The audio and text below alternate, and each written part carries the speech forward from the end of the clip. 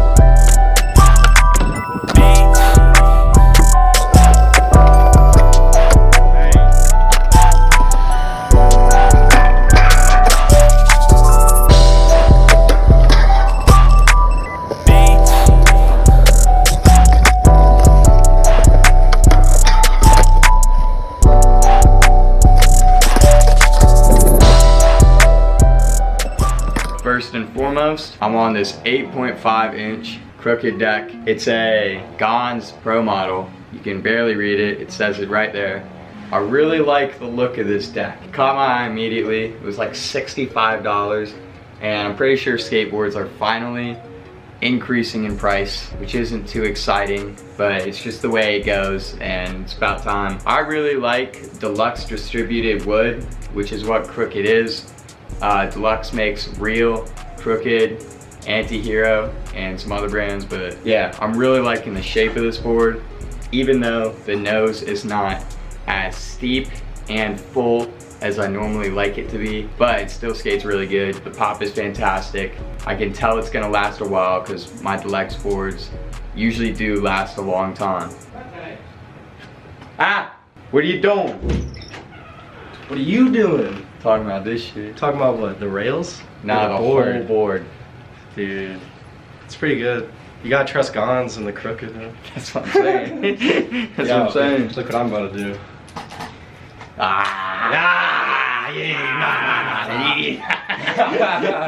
man, yeah, nah, nah, yeah. It has been gone, yeah, man. Oh, yeah, nah, nah, yeah, damn, fuck, yeah, I should have fucking seen it, man. Alright, so with this Krooked board compared to quasi boards, I've been doing some more tail slides than I normally do, but the graphic is not wearing as quick as it does on quasi boards, which for me, I'm not a huge fan of, because I kind of like the way graphics look when they're worn down more than when they're like brand new.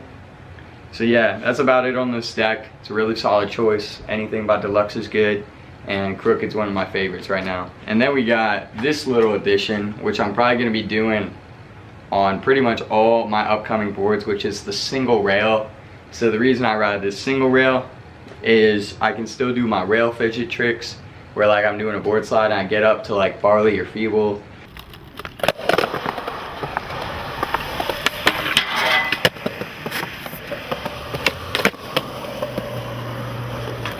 Or any of those like combinations. I would ride 2 rails, but with 1 rail, I think it's more stable doing down rails and it doesn't slide as quick. It's just more predictable.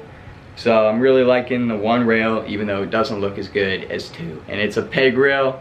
I tried Santa Cruz rails, wasn't a huge fan, because the Santa Cruz rails are really tall. Peg rails are sort of like shorter, so it's less abrupt and you don't feel it as much. We're on some good old-fashioned mob. That's the go-to. I did try Jessup on my quasi board. Did not like it that much. It wasn't as grippy as I've gotten used to, and mob is just consistently grippy. It consistently works. I don't even really second guess it. I usually just get plain black mob, and that's that. Talking about not second guessing things, we got some regular Bones Reds in here. You can still see that one has the shield on it still. But yeah, I don't second guess bearings at all. I just walk in, I get like the $17 Bones Reds. If they blow out, I get some more. I never consider the ceramics. I never consider the Swisses, because it's just does not seem like that big of a deal to me. It was something I was a lot more obsessed with when I first started skating than I am now. So I will pretty much just get the most basic bearings that they have. And Bones Reds are simple. All right, now on to these Ace Af1 trucks, which I actually haven't talked about in a while. And these Ace Af1s are about 6 months old now. This is about the wear on it. Not looking bad. It's definitely got some, especially right here. And on the insides, you got like these feeble marks. And yeah, they've been skating real good. That's the front truck. Pretty much just some crooked marks and nose slides and all that. I think the Af1s are definitely an improvement to the classic trucks. Like I said in my first video that I made on them, I think the biggest difference is that the 55s are exactly 8.5 inch axle now, which was the biggest selling point for me. But there's a couple more things that make these trucks better than classics, which I won't go into on this video.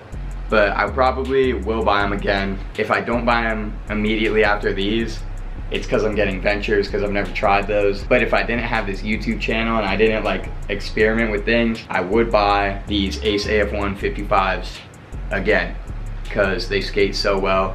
Especially if you're a fan of loose trucks, Aces are the way to go. And now lastly, these are the Spitfire 52mm full conical shape in 99A. So there's one guy who loves to ask me why my wheels are like square shape. That is pretty much only because I do a lot of power slides, because my campus has a lot of hills. So they just get smaller and they become more square. I'm probably gonna try some classic shape Spitfires as my next wheel, because I haven't skated any with like rounded edges in a real long time, and I'm wondering if I might like it more than the conicals. But these are a great wheel. They're probably one of the most popular wheels that people use right now. This extra width gives you some more traction. They're just smoother for street skating. So that's why conicals exist over regular shapes. It's why a lot of people get them. But I have this hypothesis that a classic shape wheel might lock into round rails better and to some ledge tricks better. So that's why I'm gonna try them next. And hardware, I think it's just some independent hardware. I don't care at all. I just get 1 inch regular hardware and call it that. So yeah, that's the whole setup. Alright, thank you guys for making it this far in the video. I'll be trying to make videos every week, so make sure you subscribe, follow the Instagram, like the video, comment your opinions below, and yeah, alright, I'll see you guys on the next one. Peace out, mates.